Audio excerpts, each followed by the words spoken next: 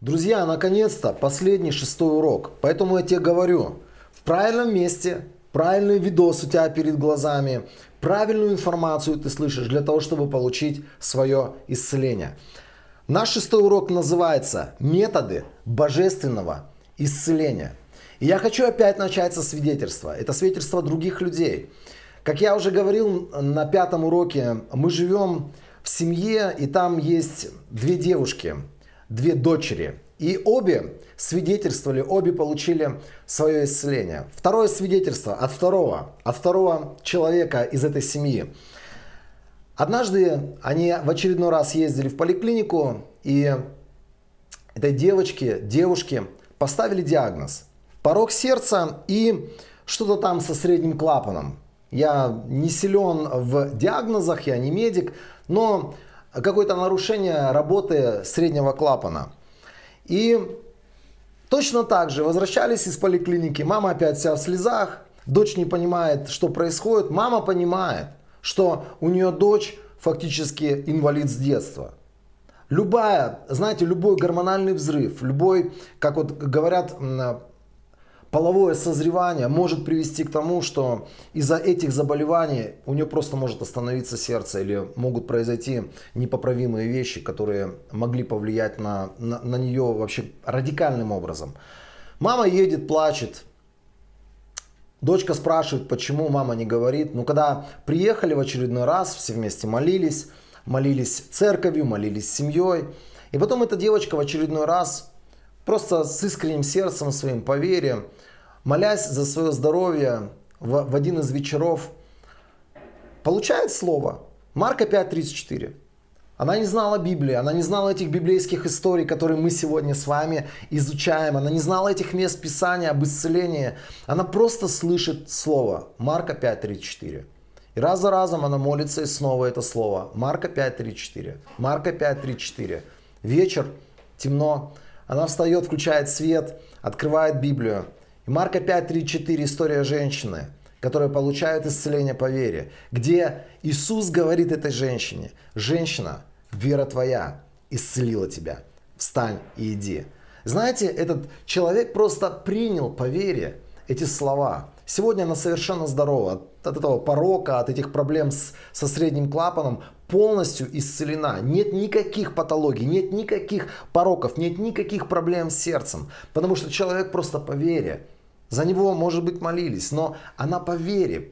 Совершенно простая наивная вера. Когда она увидела, что говорит Иисус, она сказала: да, это для меня. И она получила свое исцеление. Исцеление – это просто.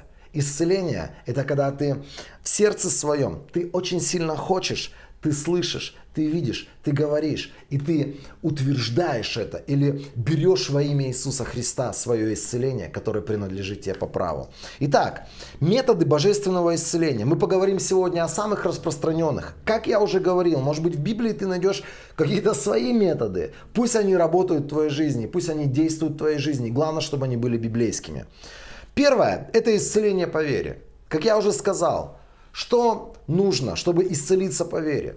Есть огромное множество людей, за которых никто никогда не молился. Но они пришли ко Христу, и они очень сильно хотели своего исцеления. Они бежали к своему исцелению. Может быть, даже они воевали и боролись за свое исцеление. Это первое. Слышать – это второе. Слышать то, что говорит и делает Иисус. Видеть то, что произошло на Голгофе – это третье. Провозглашать или говорить, или благодарить Бога за свое исцеление – это четвертое. И потом утверждать во имя Иисуса Христа или требовать, брать, провозглашать, скажем так, горе или обращаться к горе, к своей болезни. Это пятое, это то, что мы называем исцеление по вере. Это составляющие исцеления по вере. Практикуй это в своей жизни. И ты станешь свидетелем.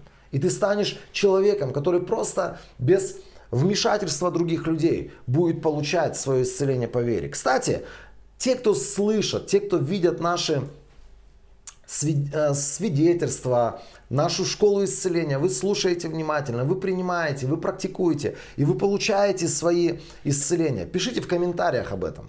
Мы хотим видеть обратную связь. Для нас самая большая радость будет от всей нашей школы исцеления. Это когда люди будут писать о своих исцелениях.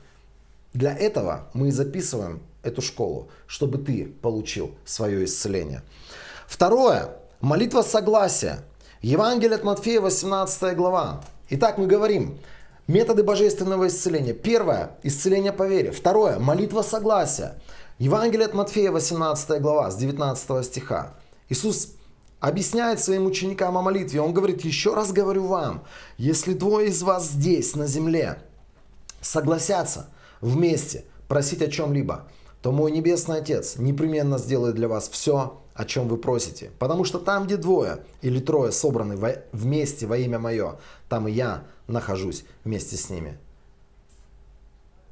Ядерная энергия заложена в молитву двух человек, которые соглашаются об одном. Короткое свидетельство. Когда-то, много лет назад, если я не ошибаюсь, это был 2009, конец 2009, начало 2010, в нашу жизнь пришло заболевание, которое называется лейкоз. Этот диагноз поставили нашему сыну, которому на тот момент вот-вот должно было исполниться 7 лет. Это, конечно, был удар. Это был удар в моей жизни, это был удар, скажем так, ниже пояса, я не ожидал этого, и я был потерян какое-то время. С того самого момента, как только поставили диагноз, началась наша война против рака. Началось наше сражение с раком. Если кто-то сегодня соглашается с болезнями, знаете, болезнь — это разрушающая сила.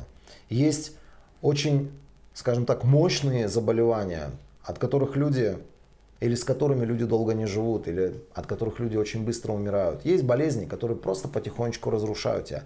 Неважно, какое заболевание, это враг. Сразись с ним. И мы начали сражаться с этим врагом. Нам помогали медики, мы не отрицаем медицину. Он лежал в больнице, ему делали определенные процедуры, он проходил определенные этапы лечения. Но при этом мы стояли в вере, мы стояли в молитве, мы стояли, исповедуя его полное освобождение. И однажды с нами случилась удивительная вещь. Я пришел в очередной раз в больницу, моя жена лежала в это время с сыном. И когда я встретил ее, она рыдала. Она говорила, врачи сказали, что у него происходят непоправимые процессы и он умирает.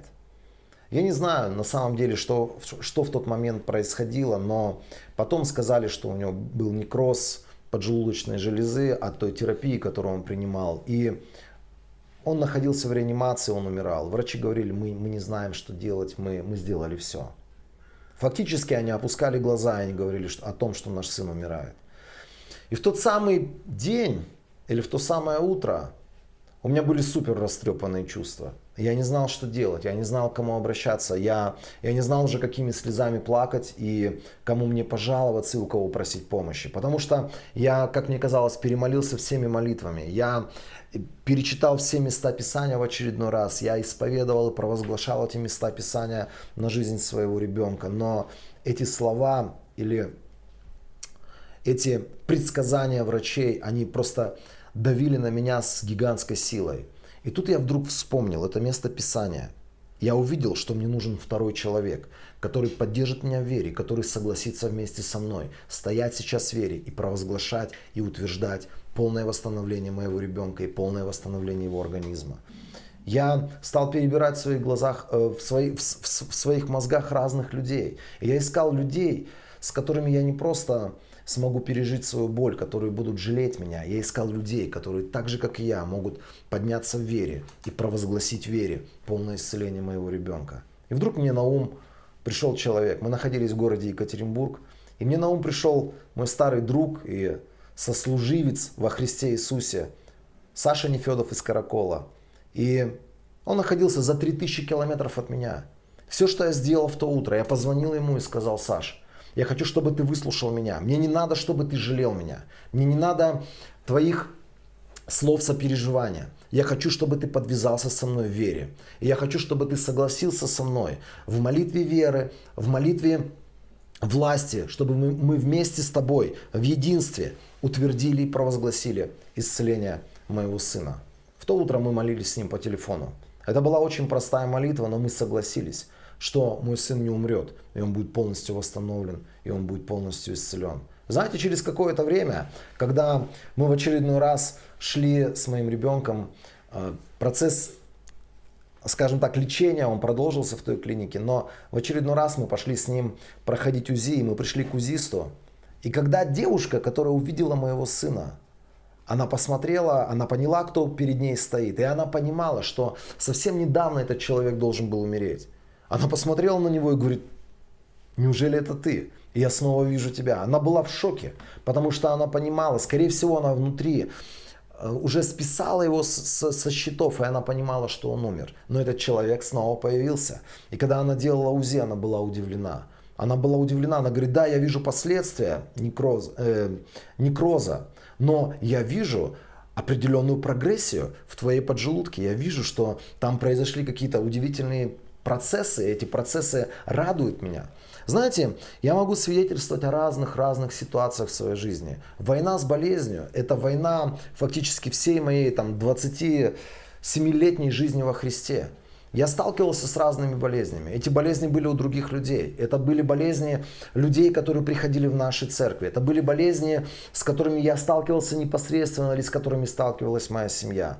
Но я знаю, что есть множество разных способов исцеления. Если один способ исцеления не сработал в твоей жизни, беги ко второму. Если второй не сработал, беги к третьему. Итак, первый тип исцеления – это исцеление по вере. Второй метод исцеления или тип исцеления – это молитва согласия. Третий, и, наверное, один из самых распространенных в церквях – это возложение рук. Марка, Евангелие от Марка, 16 глава, с 17 стиха. «У веровавших будут сопровождать знамения, они будут моим именем изгонять демонов, говорить на новых языках, они будут брать в руки змей, и если даже выпьют смертельную отраву, это не повредит им. Они будут возлагать руки на больных, и те будут выздоравливать». Когда ты возлагаешь руки на больных, ты ученик Иисуса Христа. Мало того, что ты ученик Иисуса Христа, в тебе живет та самая сила, которая действовала через руки Иисуса Христа. В тебе живет та сила Духа Святого, которая производит невероятные чудеса. Что такое возложение рук? Ты передаешь через прикосновение к другому человеку то, что живет внутри тебя. Поэтому на протяжении всей Библии мы видим, что возложение рук сопровождалось с какой-то передачей или с передачей чего-то. Например, грешники, они передавали козлу свои грехи, отпускали его в пустыню. Оттуда пошел у нас козел отпущения. Мы видим, что люди Божии, которые имели мудрость и помазание, когда они заканчивали свой земной путь, они передавали своим преемникам то, что они имели через возложение рук. Ты сегодня имеешь внутри себя силу Духа Святого. Поэтому, когда есть рядом с тобой больные люди, и ты возлагаешь руки на этих людей, опять-таки, тебе не надо упрашивать, чтобы Бог исцелил его. Когда ты положил руку на человека, на его больное тело, на его больные органы, провозглашай, что прямо сейчас происходит передача силы, и через твои руки сила Божия восстанавливает и исцеляет этого человека. Знаете, что самое интересное? Когда мы читаем, как Иисус или как первые ученики возлагали руки, они возлагали руки не с такой позиции, что я сейчас буду возлагать руки и полчаса упрашивать длинной красивой молитвой о том, чтобы Иисус коснулся и исцелил, о том, чтобы Иисус как-то презрел на нужды, на проблемы этого человека и по милости своей снизошел. Нет, мы видим, это очень краткосрочный процесс. Очень быстро люди молились, благодарили Бога, потом клали руки на другого человека и провозглашали полное божественное исцеление. И это может быть очень короткая молитва. Это может быть молитва, когда ты, понимая, что происходит через возложение рук, ты просто утверждаешь исцеление на этом человеке. Однажды у меня было большое потрясение. Я только начал свой путь как христианин, я только начал свой путь как служитель. И с одним очень известным евангелистом, это был Кевин Макналти, вместе с его командой, мы как часть команды поехали заниматься евангелизацией в одном из мест Кыргызстана. И знаете, я был потрясен тем, как этот человек молится за больных. Когда он выстроил людей в ряд, и все, что он сделал, он сказал о том, что Иисус сегодня будет касаться и исцелять, о том, что Иисус сегодня хочет спасать грешников и исцелять больных. И он сказал: все, кто верит, выходите. И когда он возлагал на них руки, я привык к тому, что ты возлагаешь руки, и ты рассказываешь Богу о том, как этот человек устал от страданий, ты рассказываешь Богу о том, какая у него страшная болезнь, что все врачи уже от него отказались, и вот Господь, если ты не влезешь сейчас в историю этого человека, он умрет от этой страшной болезни. Мы упрашивали Бога, но я увидел, как этот человек молится. Я не поверил своим глазам. Он просто подходил очень быстро и говорил: be healed. Be healed. Будь исцелен. Будь исцелен. Будь исцелен во имя Иисуса. Будь исцелен во имя Иисуса. Все, что он делал. 3 слова. Будь исцелен во имя Иисуса. Я был в шоке. Я думал, так это не работает. Этого быть не может. Но после того, как он помолился за этих людей, он сказал: сейчас каждого из вас коснулся Иисус и сила Божия. И если кто-то из вас чувствует, видит, что с вами произошли какие-то невероятные чудеса, какие-то невероятные исцеления, говорите и свидетельствуйте. И поток людей пошел свидетельствовать о том, что с ними произошло. Я был в шоке. И я понял, что не красноречие твое в молитве, не длина твоей молитвы, а понимание того божественного помазания, которое действует через твои руки, оно производит исцеление в людях. Когда ты кладешь руки на больных, делай это постоянно, если у тебя дети заболели, жена заболела. Но когда ты кладешь руки, знай, что через тебя, по твоей руке, течет исцеляющее помазание, которое будет делать божественное чудо в этом человеке. Итак, мы говорим о том, что есть несколько разных методов божественного исцеления. Первое, мы говорили о том, что исцеление приходит по вере, когда никто за тебя не молится, но ты принимаешь это по вере. Второе, это молитва согласия. Третье, это возложение рук. Четвертое, Иакова 5 глава с 14 стиха. Помазание елеем. Кто-то из вас болен, спрашивает Иаков. Пусть позовет старейшин церкви, чтобы те помолились над ним и помазали бы его маслом во имя Господа. И молитва с верой исцелит больного. Господь поднимет его. Если заболевший согрешил, то он будет прощен. Я скажу простым языком. Масло или елей, которым ты мажешь человека сегодня, это прообраз Духа Святого. Но если говорить современным языком, это портал, через который сила Божия, влияние Божие, исцеляющая сила, она касается человека. Ты помазал его маслом, ты делаешь это по вере. Ты провозглашаешь по вере божественное исцеление. Через этот портал, которым ты мажешь, приходит исцеляющая сила Божия. Бог использует периодически разные символы. Бог использует периодически разные материалы, субстанции, для того, чтобы через них явить себя. Поэтому, когда мы принимаем вечерю, это все происходит по вере. Для тебя это может быть порталом жизни. Когда ты пьешь это вино, ешь этот хлеб, ты принимаешь жизнь Иисуса. Ты именно в этом портале соприкасаешься с Иисусом, дарующим жизнь, освобождающим, исцеляющим, приносящим свободу от грехов. Когда тебя мажут маслом или ты кого-то мажешь маслом, знай, что это всего лишь субстанция, через которую приходит Иисус, совершая чудо исцеления для этого человека. Пятое.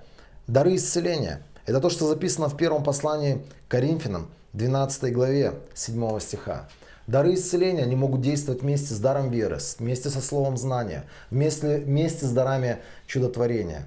Иногда на наших служениях происходили разные вещи, когда, например, мы получали слово. Однажды мы проводили евангелизацию, и на этом собрании собралось огромное количество разных людей. Мы проповедовали Слово Божие, и потом вдруг у меня появилось слово знания о том, что в этом зале огромное количество людей, у которых проблемы с печенью и с почками, 2П. Я получил это слово внутри себя. И все, что мы сделали тогда, мы вывели этих людей, я возлагал на каждого из них руки. Практически все они получили исцеление. Слово знания, оно открыло дверь или открыло доступ для действия даров исцеления для этих людей. Дары исцеления могут проявляться по-разному. Это могут быть дары чудотворения, когда люди, возлагая руки на других людей, они провозглашают не просто исцеление, а новые органы. И эти новые органы, они происходят или они создаются, и эти чудеса, они повсеместны. Свидетельства об этих чудесах можно говорить бесконечно. Если вы помните, если вы внимательно смотрели всю школу исцеления, самое яркое свидетельство, когда простые люди в церкви возлагали руки на таких же простых людей. И имея какое-то дерзновение, дар веры, можно даже сказать, внутри своего сердца, провозглашали новые органы. И эти новые органы приходили. Вы, если внимательно смотрели всю школу исцеления, вы вспомните историю того мужчины, который говорил девочке, болящей фиброзом, он просто говорил ей: новая печень во имя Иисуса Христа да придет. И потом, когда эта девушка, она сдавала анализы, люди были удивлены, они говорили: у тебя печень ребенка. Они фактически, эти врачи свидетельствовали о том, что у человека, который прожил всю свою жизнь, может быть, травясь или, как это сказать, отравливая свою печень, этот человек имел совершенно новую печень, как у ребенка. Эти дары, они работают очень легко, и они работают очень просто. И еще одно, что я мог бы выделить, может быть, в отдельную категорию, это шестое, это исцеляющее помазание. Иногда ты можешь прийти в какое-то собрание, где проповедуется вера, где молится за людей, и там высвобождается сверхъестественная сила и сверхъестественное исцеляющее помазание. Поэтому так важно быть частью церкви. И не просто церкви, а церкви, которая проповедует веру. Церкви, которая верит в чудесного, в чудодейственного Иисуса Христа. Особенно это слово актуально, когда мы сейчас, может быть, сидим на самоизоляции дома, на карантине, и смотрим видосы разные. Смотрим видосы от людей Божьих, слышим Слово Божие. Это хорошо. Это супер, потому что вера, она от слышания. Но так классно быть частью какого-то собрания, где люди вместе практикуют веру. Знаете, я могу сказать так, что есть помазание личное, когда на одном человеке какая-то мера помазания, а есть помазание корпоративное.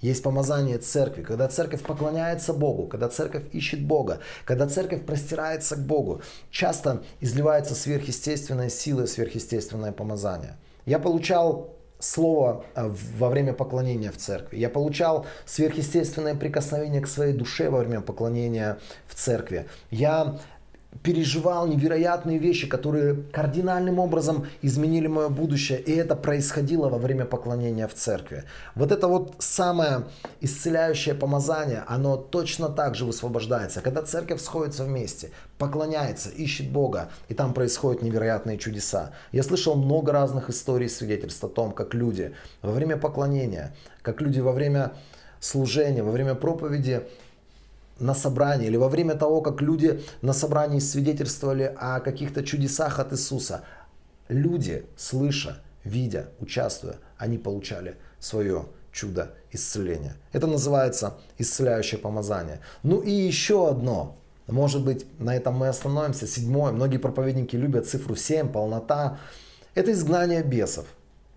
Изгнание бесов — это то, что связано с хроническими заболеваниями. Если вы почитаете внимательно истории встречи Иисуса с больными людьми, из глухих и немых Он выгонял бесов. Из людей, у которых были припадки, Он выгонял бесов. Он выгонял бесов периодически из тех людей, о которых никто бы не сказал, что в них могут жить бесы. Но именно бесы или демоны, они были причиной заболевания. Это вообще другая тема, это гигантская тема. Но чаще всего я вам могу сказать, когда вы сталкиваетесь с раком, когда вы сталкиваетесь с туберкулезом, когда вы сталкиваетесь с какими-то хроническими заболеваниями, чаще всего за этим могут стоять определенные демоны и определенные бесы. Это то, что ты можешь найти в Библии. Это то, что ты можешь перечитать в Библии. Я снова повторю эти методы исцеления. Первое — это исцеление по вере. Когда ты и Бог, ты принимаешь то, что приготовлено тобой, или то, что было сделано через Голгофу для тебя. Молитва согласия, когда кто-то участвует вместе с тобой, соглашается и участвует в молитве веры, которую ты провозглашаешь на свою нужду. Возложение рук. Ты можешь возлагать руки, если ты сегодня ученик. Для этого не надо быть каким-то великим апостолом или известным евангелистом. Библия говорит, что у веровавших будут сопровождать знамения. Что самое интересное, первых учеников сопровождали знамения. написано так, в тот самый момент, когда они пошли и начали делать. Почему люди не исцеляются через возложение рук? Потому что на них никто не возлагает рук.